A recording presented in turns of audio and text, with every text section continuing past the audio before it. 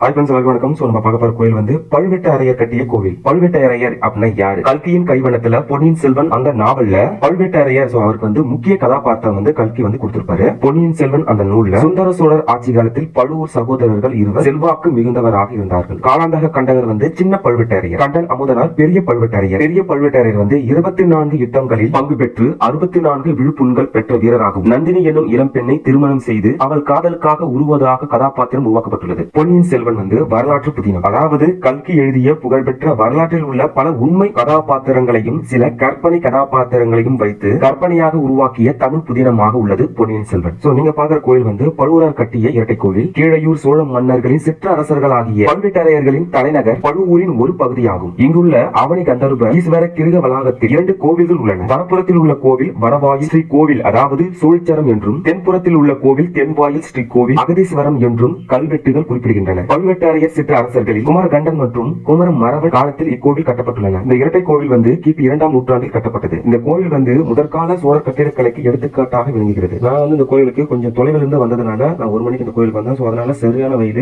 உள்ள வந்து full and full வந்து கருங்கல்ல இருக்கு. நம்மளுடைய வழக்கம் என்னன்னா செப்பல் வந்து கோயில் வெளியே விட்டுட்டு வந்துருவோம். வெறும் காலில் மதியம் நேரத்தில் நடக்குது, கொஞ்சம் சிரமம் ஆயிடுச்சு. இந்த கோவிலுக்கு வரணும் அப்படின்னா காலை நேரத்துல வாங்க, இல்லைன்னா மாலை நேரத்துல வாங்க. இந்த கோவிலுடைய அமைவிடம் எங்க இருக்குன்னா அரியலூர்ல இருந்து நீங்க வந்தீங்க அப்படின்னா, அதாவது அரியலூர்ல இருந்து திருச்சி நோக்கி வந்தீங்கன்னா 15 கிலோமீட்டர், கீழையூர் இல்லைன்னா மேலப்பனூர் சொல்லுங்க, 2 ஊரும் பக்கத்துல தான் இருக்கும். இந்த கோவிலின் கலைப்பணி வந்து பல்லவர் கால கலைப்பணியில் இருந்து மாறுபட்டு சோழர் காலத்தின் கட்டட கலைப்பணியை பிரதிபலிக்கிறது. அதாவது முதலாம் ஆதித்த சோழன் காலத்தை சார்ந்தவை ஆகும். அதாவது முதலாம் ஆதித்தனின் 13வது ஆட்சி ஆண்டு கல்வெட்டு ஒன்று இங்க இருக்கு. கோயில் நுழைவு வாயில வந்து துலாபாலக சிலை இருக்கும். மேலும் சூரியன், கணபதி, சுப்பிரமணியர், சண்டிகேஸ்வரர் ஆகிய சிலைகள் தேவகோட்டங்களை அழகு சேர்க்கின்றன. சோழ கேரள உறவுகள் வந்து வலிமையாகவும் இணக்கமாகவும் இருந்த பொதுக்காலம் வந்து 9ஆம் நூற்றாண்டு. 9ஆம் நூற்றாண்டுக்கு பிறகு என்ன ஆயிடுச்சுன்னா, பல்வேறு அரசர்களாக உரிமையுடன் வெளிப்படும் பழுவேட்டரையர்கள் முதல் ராஜேந்திரனின் 8ஆம் ஆட்சி ஆண்டுடன் வரலாற்று காலத்தில் இருந்து மறைகிறார்கள். அதாவது 1020ஆம் ஆண்டிலிருந்து பழுவேட்டரையர்களுடைய காலம் வந்து முடிவடைது. அதற்கு காரணம் என்னன்னா, ராஜராஜர் ராஜேந்திரன் அவங்க காலத்துல நிகழ்ந்த சோழ கேரள போர்கள் அடிப்படை காரணமாக இருக்கலாம் என வரலாற்று ஆய்வாளர்கள் வந்து சொல்லியிருக்காங்க.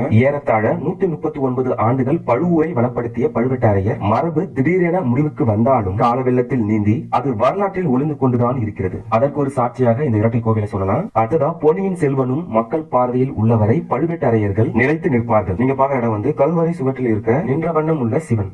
சுவர் பகுதி வந்து பிரம்மகாந்த அரை தூண்களால் அலங்கரிக்கப்பட்டுள்ளது. பொன்னியின் செல்வன் முதல் பாகம் பார்த்திருப்பீங்க. 2ஆம் பாகம் எப்படி இருக்கும் அப்படின்னா, கல்கியின் கைவண்ணம் பொன்னியின் செல்வன் வரலாற்று புதினத்துல பழுவேட்டரையர் வந்து எப்படி மறையறாருன்னா, சோழ பேரரசை சுந்தர சோழனுக்கு பிறகு மதுராந்தகன் ஆள்வதற்காக சம்புவரையர் அரண்மனையில் ரகசிய கூட்டம் நடத்தினார். மதுராந்தகனை நாடெங்கும் நடந்த கூட்டத்திற்கு ரகசியமாக அழைத்து சென்றார். சோழ பேரரசின் சிற்றரசர்களுடன் நடந்த கூட்டங்களில் மதுராந்த தேவனுக்கு ஆதரவு திரட்டினார். ஆனால் பழுவூர் இளையராணியான நந்தினி தானே சோழ பேரரசை ஆள வேண்டும் என ஆசைப்படுகிறாள். அதற்காகவே பெரிய பழுவேட்டரையரை திருமணம் செய்வதாக நாவல் கூறுகிறது. நந்தினியின் சூழ்ச்சிகளை புரிந்து கொண்டு இறுதியாக அவளை விரட்டிவிட்டு தன்னுடைய கையினாலேயே மரணத்தை தழுவுகிறார் பெரிய பழுவேட்டரையர். நீங்க இந்த கோயிலுக்கு வரணும் அப்படின்னா சென்னையிலிருந்து 300 கிலோமீட்டர், அரியலூர் மாவட்டத்திலிருந்து 15 கிலோமீட்டர். கல்வரை சுற்றியுள்ள தேவக்கோட்டத்தில் வந்து பிரம்மா, தட்சிணாமூர்த்தி, சுப்பிரமணியர் சிற்பங்கள் சோழர்கால சிற்ப திறனை வந்து நமக்கு வந்து தெளிவுபடுத்துது. இரட்டை கோவில்கள் கீழையூர். இது வந்து வரலாற்று முக்கியத்துவம் வாய்ந்த சின்னமாக கருதப்படுது. நான் வந்து 1 மணிக்கு வந்ததுனால கோவில் கருவறையை என்னால காட்ட முடியல. கோயில் ஓபன் பண்றதுக்கு கொஞ்சம் 5-6 பேர் பேசி அதுக்கப்புறம் கோயில் வந்து ஓபன் பண்ணி உள்ள போய் பார்த்தேன். நீங்க இந்த கோயிலுக்கு வரீங்க அப்படின்னா காலை நேரத்துல வாங்க, இல்லன்னா